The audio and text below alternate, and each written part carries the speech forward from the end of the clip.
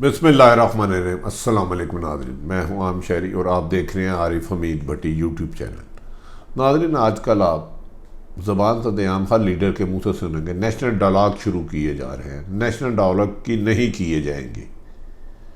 ये अजीब ट्रक की बत्ती के पीछे लगा रहे हैं। एक तरफ वज़ीर आज़म पाकिस्तान बारहा दफ़ा कह चुके हैं किसी किस्म की करप्शन पर रियायत नहीं दी जाएगी किसी भी कीमत पर।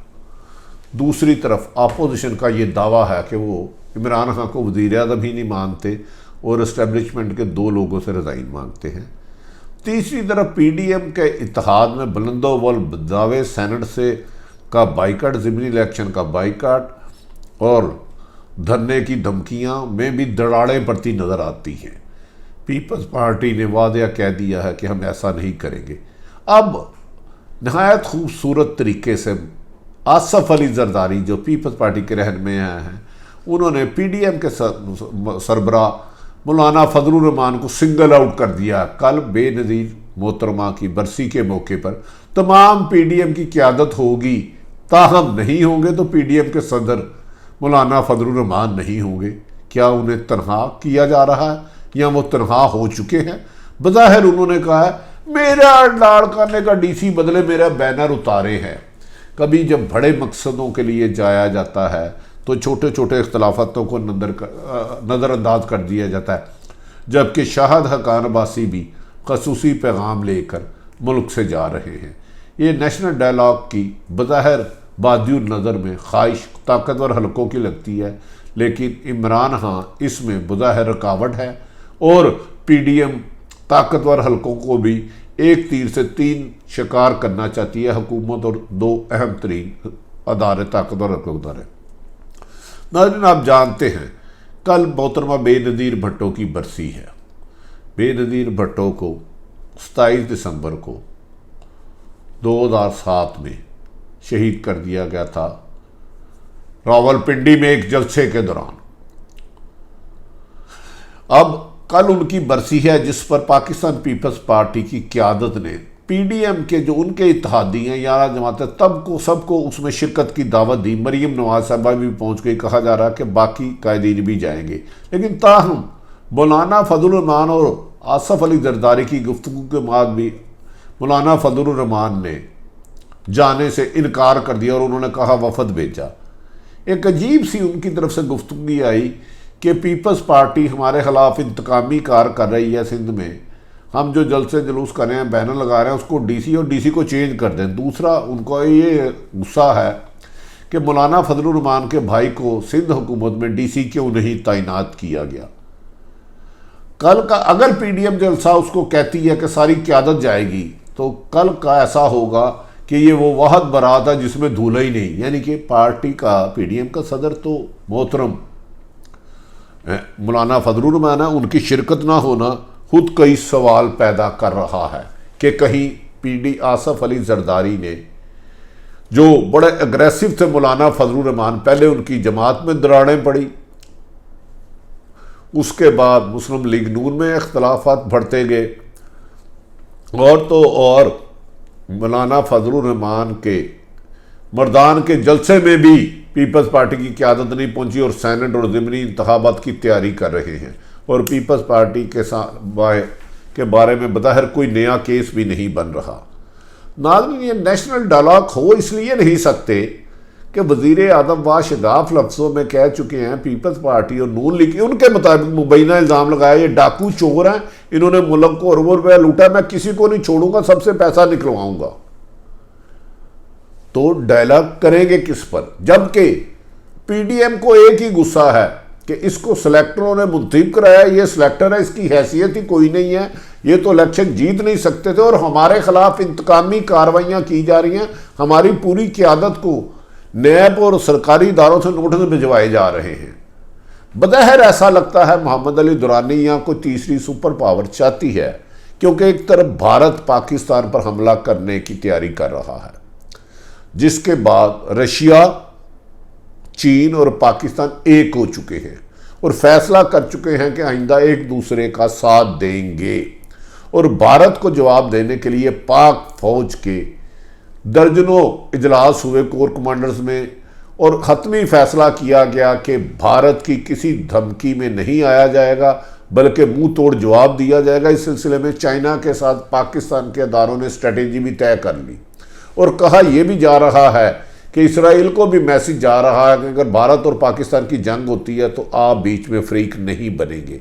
ये एक इंटरनेशनल सिनेरियो आने वाले वक्त में पूरी दुनिया में तब्दील होता जा रहा है। जो ब्लॉक थे पहले अमेरिका, भारत, इसराइल, चेंज होते जा रहे हैं। अब इस नए ब्लॉक में बज़ाहिर बादिउल नज़र में पाकिस्तान अहम होता जा रहा है, चीन, रशिया, ईरान।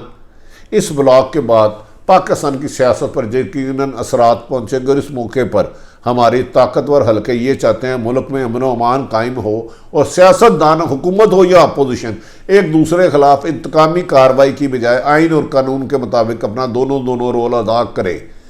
तवक्को की जा रही है कि इमरान खान साहब ने आज भी कहा है कि किसी को भी एनआरओ देना मुल्क से गद्दारी करना है। एक तरफ तो ये खुद कह रहे हैं वज़ीर आज़म मुल्क से गद्दारी करना, फिर नेशनल डायलॉग का मुझे तो जवाब बज़ाहिर बादिउल नज़र में नहीं आता। लेकिन एक अहम तरीन बात नाज़रीन जो आज हुई, जो मुझे ताज्जुब हुआ, जब मोहम्मद अली दुरानी किसी ताकतवर हलके का पैगाम लेकर मुस्लिम लीग नून के सरबराह अपोजिशन लीडर शहबाज शरीफ के पास गए तो उन्होंने कहा मैं अंदर रह के तो कोई किरदार अदा नहीं कर सकता जेल में जब तक बाहर ना हो। गो कि उन्होंने अपनी भतीजी के बयानिए की हमायत नहीं की। और क्योंकि माजी में जितने भी आप शहबाज शरीफ साहब के 2.5 साल में बयानात देख लें, उनके बयानात में और मोहतरमा मरियम नवाज साहब के बयानात में वाज़ेह फ़र्क है। ताहम शहबाज शरीफ अपने बड़े भाई का बहुत ज़्यादा एहतराम करते हैं, इसमें दो राय कोई नहीं। लेकिन आपको याद होगा नवाज शरीफ जब लंदन से पाकिस्तान आए तो शहबाज शरीफ लाहौर एयरपोर्ट पर उन्हें रिसीव करने नहीं गए और मुस्लिम टाउन मस्जिद से लेकर एयरपोर्ट तक भी नहीं पहुंचे। अब मोहम्मद अली दुरानी के ताकतवर हलकों के पैगाम के बाद शहबाज शरीफ ने अपने आइनी माहिरीन, अपने कानूनी माहिरीन को एक पैगाम दिया है, जब तक मैं इशारा ना करूं मेरी ज़मानत मूव नहीं करनी, जब मैं कहूँगा तो मेरी ज़मानत आप मूव कीजिएगा, अप्लाई कीजिएगा और फिर ज़मानत भी हो जाएगी आइन और कानून के मुताबिक। शहबाज शरीफ को ये बात किसने यकीन दिलाई कि उनकी ज़मानत हो सकती है? उन्होंने अपनी टीम कानूनी माहिरीन को बुला के मुकम्मल मशावरत की कि आप केस तैयार कर ले, ताहम दायर उस वक़्त किया जाएगा जब मैं कहूँगा। बज़ाहिर बादिउल नज़र में नाज़रीन शहबाज शरीफ ज़रूर ये चाहते हैं कि हुकूमत के साथ या मिनिमम एस्टेब्लिशमेंट के साथ मामलात को बेहतर किया जाए और एक दूसरे के खिलाफ बढ़ते हुए फासलों को समेट कर कुर्बत की जाए। शायद यही वजह है कि ताकतवर हलके भी अब हुकूमत को ये कह रहे हैं कि बिला वजह की अपोजिशन के साथ जंग नामुनासिब है, इंतकामी कार्रवाइयों से गुरेज किया जाए और मिलकर ऐसी कानून साजी की जाए जो अवाम की फलाह बहबूद के लिए और आइंदा इलेक्शन को शफाफ बनाने के लिए इंतखाबी इस्लाहात की जाए। लेकिन वज़ीर आज़म इमरान खान बाज़िद है, एनआरओ के नाम पर वो नहीं बोलना चाहते। तो बज़ाहिर मुझे ऐसा कोई नुक्ता नज़र नहीं आता जिसकी वजह से ये दोनों बैठ सके, क्योंकि अपोजिशन का एक ही मुतालबा है कि उनके खिलाफ तमाम मुकदमा जितने भी हैं इंतकामन किए जा रहे हैं, झूठे हैं, बेबुनियाद है, इन्हें ख़त्म किया जाए। कि जबकि इमरान खान साहब इन पर यही कह रहे हैं ये डाकू चोर है, लुटेरे हैं। तो नाज़रीन शाहिद हक्कान अब्बासी को एक पिंडी की अहम तरीन शख्सियत से मुलाकात की और उन्होंने कहा कि आप नवाज शरीफ से बात करें, जो होना था हो गया, हम अपने आप को आपके खिलाफ इस्तेमाल नहीं होने देंगे, ताहम वो अपनी गुफ्तगू में नरम करें और हसास अदारों को और अदालतों को टारगेट करने से गुरेज करें। जिस पर शाहिद हक्कान अब्बासी ने कहा कि वो नवाज शरीफ से बात करके और शहबाज शरीफ से बात करके उनको ज़रूर इसका जवाब देंगे। कहा जा रहा है कि अभी तक नवाज शरीफ बज़ाहिर बहुत ज़्यादा बाज़िद हैं कि वो कहते हैं डायलॉग या मिनी डायलॉग किसी किस्म का नहीं होगा, ये 3-4 लोगों का रिज़ाइन मांग रहे हैं। जबकि सियालकोट की अहम तरीन शख्सियत मोहतरम ख्वाजा आसफ साहब से भी बाद लोगों के राब्ते हुए हैं और उन्हें कन्विंस किया गया है कि अदारों से टकराव के तहत नहीं हो सकता। मादी में हुकूमतें गिरने का वजह ये थी, 2 दफ़ा पीपल्स पार्टी की हुकूमत गई, 2 दफ़ा नून लीग की, लेकिन उस वक्त 52B थी। इसके तहत उस वक़्त के सदर असम्बली तोड़ सकते थे, अब वो कानून 18वीं तरमीम में ख़त्म हो चुका है।